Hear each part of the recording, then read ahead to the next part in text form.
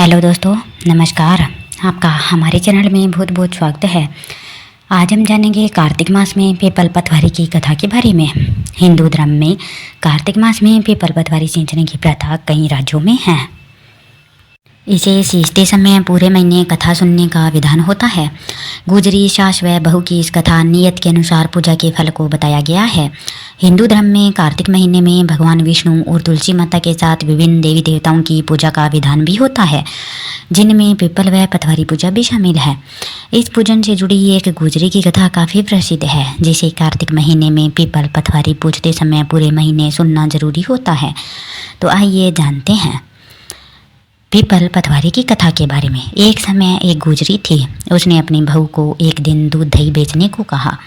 वह बेचने गई तो रास्ते में औरतें पीपल पतवारी सींचती हुई दिखी। इस पर उसने उन औरतों से पूछा कि यह क्या कर रही हो। औरतों ने कहा कि हम पीपल पतवारी सींच रही हैं, इससे घर में धन धान्य बढ़ता है और खोया पति भी मिल जाता है। बहू बोली, ऐसी बात है तो मैं पानी की जगह दूध और दही से सींचूंगी। गुजरी बहू ने रोज दूध दही बेचते समय पीपल पतवारी को दूध दही से सींचना शुरू कर दिया। जब सास दूध दही के रुपए मांगती तो वह कह देती कि महीना पूरा होने पर हिसाब दे देगी। इसके बाद जब कार्तिक का महीना पूरा हो गया तो वह पीपल पतवारी के चरणों में पड़ गई। इस पर पीपल पतवारी ने पूछा कि क्या बात है, तो उसने कहा कि आज सास दूध दही का हिसाब मांगेगी। पीपल पतवारी बोली कि मेरे पास तो रुपए नहीं है, यह है पत्थर और पान के टुकड़े हैं, जिसे ले जा। बहू वहीं साथ ले गई और उसे एक अलमारी में रख दिया। इसके बाद डर के मारे वह चद्दर ओढ़कर सो गई। कुछ देर में सास बोली कि बहू दूध दही के रुपए ला कर दे। बहू बोली, मैं जो लाई हूँ वह अलमारी में रख दिए हैं। सास ने जब अलमारी खोल कर देखा तो उसमें हीरे, मोती, जवाहरात जगमगा रहे थे। धन का ढेर लगा हुआ था। सास ने बहू को आवाज़ लगाई कि बहू इतना धन कहाँ से लाई है। बहू ने आकर देखा तो सच में धन के भंडार भरे थे। इस पर बहू ने सास को सारी बात बता दी। सास ने कहा कि अब मैं भी कार्तिक मास में पीपल पतवारी को सींचूंगी। इसके बाद जब कार्तिक मास आया तो सास दूध दही बेचने लगी, पर वह दूध दही बेचने के बाद खाली हांडी में पानी डालकर उससे पीपल पतवारी में पानी डाल देती। पूर्णिमा के दिन उसने अपनी बहू से कहा कि वह उससे दूध दही के रुपए मांगे। जब बहू ने रुपए मांगे तो वह भी पीपल पतवारी के चरण पकड़कर कहने लगी कि मुझसे बहू रुपए मांग रही है। इस पर पीपल पतवारी में उसे भी पत्थर व पान के टुकड़े दिए, जिसे सास ने अलमारी में ले जाकर रख दिए। इसके बाद जब बहू ने अलमारी खोलकर देखा तो उसमें कीड़े मकोड़े मिले। इस पर सब कोई कहने लगे कि बहू तो शत की भूखी थी, लेकिन सास ने धन की भूखी होकर पीपल पतवारी को सींचा था, इसलिए इसे धन नहीं मिला। कथा के अंत में कहा जाता है कि पतवारी माता ने जैसा बहू को फल दिया वैसा सबको दे, और जैसा सास को दिया वैसा किसी को भी ना दे।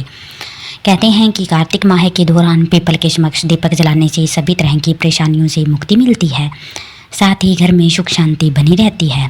कार्तिक महीने में नदी में दीप प्रवाहित करना बेहद शुभ माना जाता है। ऐसा करने से मोक्ष की प्राप्ति होती है। कार्तिक माह में 4 आपको उपाय भी बताए जा रहे हैं, जिससे कि आप विष्णु भगवान को प्रसन्न कर सकते हैं और सभी तरह के दुख दर्द भी दूर हो सकते हैं। पावन कार्तिक का महीना शुरू है तो आप विष्णु भगवान को अत्यंत ही शुभ फल देने वाले देवता माने जाते हैं। विष्णु जी के साथ माता लक्ष्मी जी का भी आशीष प्राप्त होता है।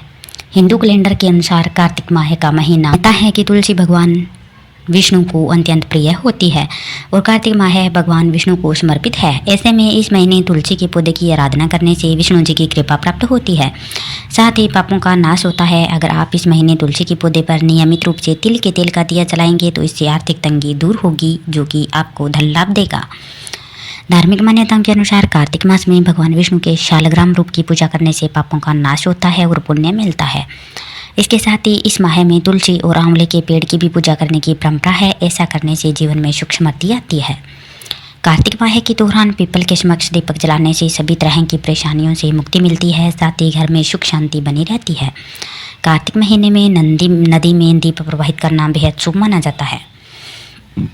कार्तिक महीने में लक्ष्मी स्त्रोत, कनकधारा स्त्रोत और विष्णु स्त्रोत का पाठ करना बेहद शुभ माना जाता है। इस महीने के दौरान अगर आप इनका पाठ करेंगे तो इसे देह त्याग के बाद उत्तम लोक में स्थान मिलता है, साथ ही पुनर्जन्म में उत्तम कुल परिवार में स्थान मिलता है।